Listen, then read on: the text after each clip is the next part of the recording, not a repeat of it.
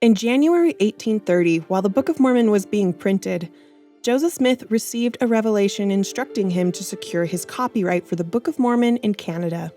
Such an action would have hastened the printing and distribution of the book in that part of the British Empire, and also helped Joseph Smith retain the legal intellectual property.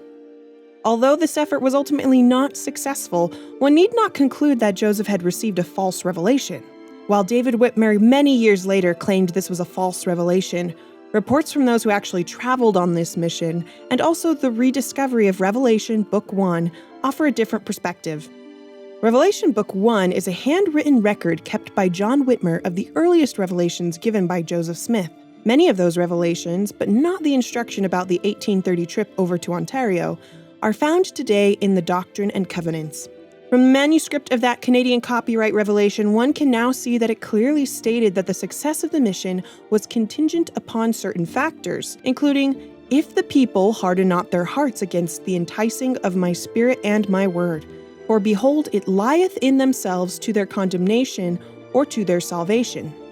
Hiram Page, one of the men sent on this mission, also stated that from their failure he learned how a revelation may be received and the person receiving it not be benefited.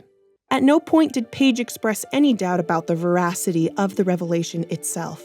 While they were unsuccessful in the main objective of their mission, through this experience the Lord may well have taught valuable and inspiring lessons. This brief episode was still a learning opportunity for those involved, and the concern of the Lord no doubt reinforced in the minds of all the early brethren the importance and value of the Book of Mormon copyright held by the prophet. And now you know why.